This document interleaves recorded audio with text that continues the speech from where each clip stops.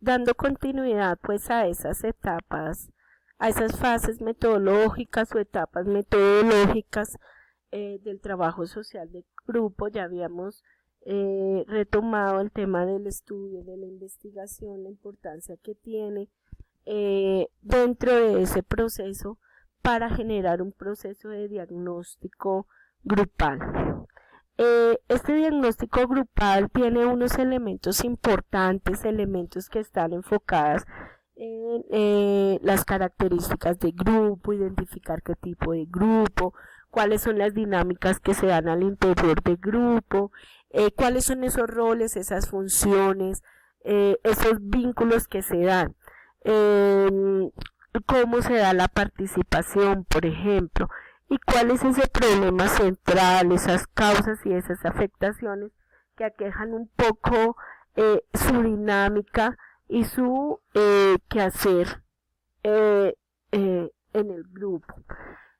Posteriormente ya el diagnóstico, que también nos debe demostrar obviamente pues unas estrategias, nos deben demostrar unos métodos, unas metodologías. Allí lo que hacemos es generar ya un plan de trabajo, un tratamiento como tal para disminuir ese riesgo o esa realidad social. Entonces, con ese tratamiento, aunque por ejemplo Natalio Kirchnerman nos hablan de estas fases, hay otros autores como por ejemplo Ezequiel Andrés nos habla de ese seguimiento permanente y ese control para evidenciar pues obviamente pues los cambios y que tiene esas dinámicas. Aquí es importante tener en cuenta que estamos retomando estos métodos tradicionales para ir comprendiendo un poco más ese método integral.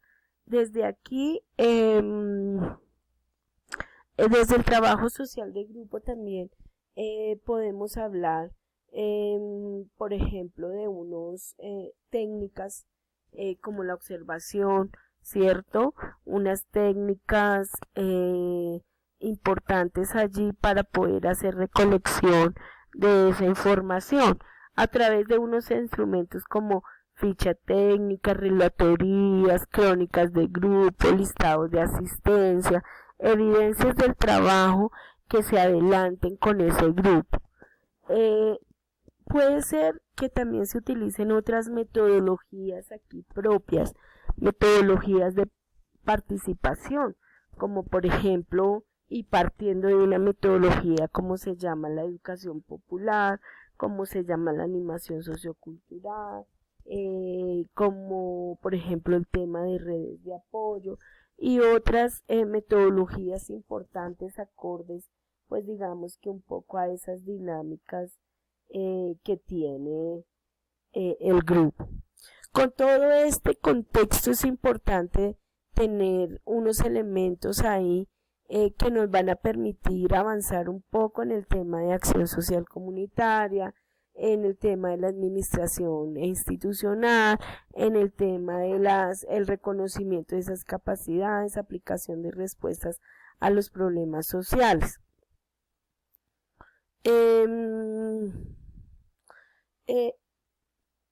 Al igual, pues el trabajo social de grupo es un poco extenso, que nos permiten también generar dentro de estos diferentes tipos de grupos unos principios, como la ayuda a ese grupo, ¿cierto? En que esos vínculos que se tejen en cada una de esas personas nos permitan comprender un poco más fácil y ser llevaderos esas realidades sociales, utilizar los recursos disponibles, trabajo desde la base de grupo, ¿cierto? Y acciones que a través del grupo que se desarrollen a través del grupo pues para mejorar ciertas condiciones de vida de algunos individuos.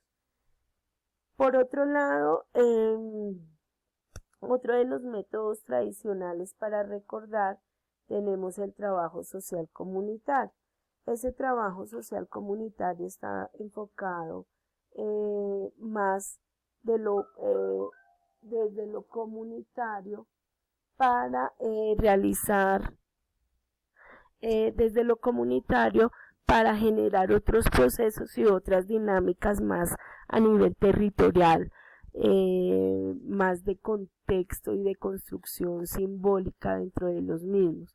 Entonces, por ejemplo, hay algunos conceptos que algunos autores nos habla, por ejemplo, Edward Liederman nos habla desde una fase de organización social que constituye un esfuerzo que debe de tener la comunidad para controlar, para identificar, controlar y mejorar esos servicios al interior de la comunidad. Por ejemplo, Marco Marchioni nos habla de un trabajo enfocado en el tema de redes de apoyo, en el tema de la comunicación y los vínculos entre actores que nos permitan generar esas soluciones a pues esos problemas que aqueja la comunidad. Por su lado, por ejemplo, Ezequiel Andrés nos habla de una intervención con una agrupación de personas que se perciben como una unidad social, ¿cierto? Y él habla desde esa unidad social en el cual tiene una participación, unos rasgos de interés, una pluralidad y una interacción más intenso entre sí con el contexto, pero a la vez Ezequiel Andrés nos habla de esa intervención sociopedagógica, y esa intervención sociopedagógica y socioeducativa nos va a permitir también identificar ciertos recursos importantes, volviendo al tema de las potencialidades, volviendo al tema de las habilidades y de la identificación de esos recursos. Al igual que desde allí nos habla de ese proceso de autogestión que busca una construcción de un espacio más humano, un espacio más vital y más estructurado desde la convivencia de las personas que lo conforman. Y debe operar, dice Ezequiel Andrés, desde un contexto territorial, donde se desarrollen ciertas actividades, ciertas intervenciones, donde se implementen ciertas tareas y donde se genere pues ya una planeación como tal de proyectos sociales que le permita un desarrollo local de esas poblaciones. También desde lo comunitario pues se presentan una estructura como tal, unos elementos estructurales de comunidad, y esos elementos estructurales están enfocados una dimensión en lo territorial. ¿Por qué? Porque es importante tener un lugar donde la gente viva, un lugar donde la gente construya vecindario, construya unas relaciones, construya unas historias de vida y una organización. Y eso me genera también desde lo psicosocial pues un arraigo territorial. Por otro lado, tenemos otra dimensión desde la estructura, otro elemento, y es lo psicosocial. Entonces lo psicosocial como dimensión desde la comunidad está más enfocado a la construcción de sus vínculos, de las relaciones sociales, ¿cierto?, entre personas y grupos. Y eso también me lleva a ese vinculación, pero siendo a partir de una interdependencia y de una autonomía como persona, para también a través de la participación social me permita tomar decisiones, generar opiniones frente a esas realidades sociales que se dan allí.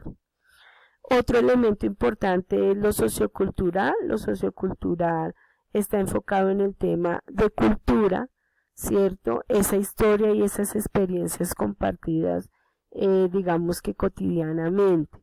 Entonces, lo sociocultural me permite generar un contexto más simbólico a partir de esa multiculturalidad que de pronto en los territorios hay, ¿sí?, que me permite aprender de esas experiencias, de esas costumbres, de esa cultura.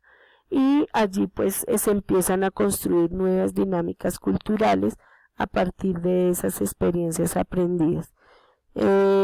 Está la política, pero esta política es más comprendida desde la comunidad para alcanzar unos objetivos, digamos que en común, ¿cierto? Esos intereses en común, y aquí tiene que ver con esa apropiación y tiene que ver con ese empoderamiento que las comunidades van teniendo para solucionar, para generar otros procesos más estructurados, otros procesos más organizativos.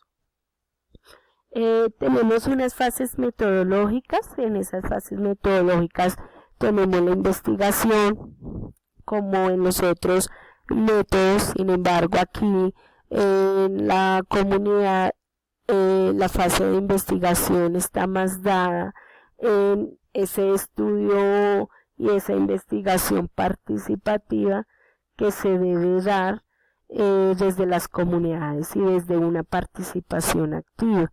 Aquí en la fase de investigación, por ejemplo, trabajamos metodologías como la IAP, la investigación acción participativa, que nos habla Orlando Faxborda, y esta investigación nos permite que la gente se involucre en esos procesos. La fase del diagnóstico, el diagnóstico social como ese diagnóstico que nos permite contextualizar un poco mi territorio, contextualizar un poco las dinámicas, las poblaciones, contextualizar un poco desde la generalidad con quién estamos trabajando, para qué estamos trabajando, con qué objetivo trabajamos, y allí esto nos permite generar, digamos que un reconocimiento de esas dinámicas y de ese contexto en general. Así posteriormente también empezamos a identificar ciertos elementos dentro del diagnóstico como estrategias de intervención, como estrategias metodológicas, y también visualizar la comunidad futuro, que busca, que encuentra, a dónde queremos llegar. Aquí hablamos de esa proyección, pero también debemos demostrar teóricamente y metodológicamente cómo podemos desarrollar ese proceso, desde qué enfoque, desde qué métodos, desde qué niveles de intervención, para darlo a conocer, para que también me permita evidenciar si realmente hay una disminución de impacto de esa realidad social. También aquí es importante tener en cuenta que el diagnóstico social no es un diagnóstico estático, quieto, es un diagnóstico que tiene que ser muy dinámico, que posiblemente cambie en el tiempo. Otra de las fases es la planificación social y la dimensión participativa. Esta planificación social se debe generar desde la participación de las comunidades. Frente al diagnóstico, frente a la investigación y el estudio que hicimos de realidades sociales dentro del territorio, ¿cuál es esa planificación? ¿A qué nos vamos a comprender? Entonces allí están inmersos, digamos que todo el tema de construcción de objetivos, construcción, identificación de actividades, de subactividades, de tareas, de responsables, de unos tiempos que nos permita desarrollar esos procesos de intervención a través de la planeación también pues de unos proyectos sociales, ¿cierto? Y todo esto bajo pues esa dimensión y ese componente participativo. La fase de ejecución o intervención, aquí en la fase de ejecución o intervención ya es la puesta en marcha de esa planeación que tuvimos para empezar a disminuir esos riesgos relacionados con esa realidad social. El seguimiento y la fase de control. Aquí es importante hacer un seguimiento permanente, periódico, que le permita al profesional, ¿cierto?, identificar ciertas falencias en sus procesos, pero no solamente son esas falencias, sino también el tema de identificar de pronto algunos errores dentro de la intervención social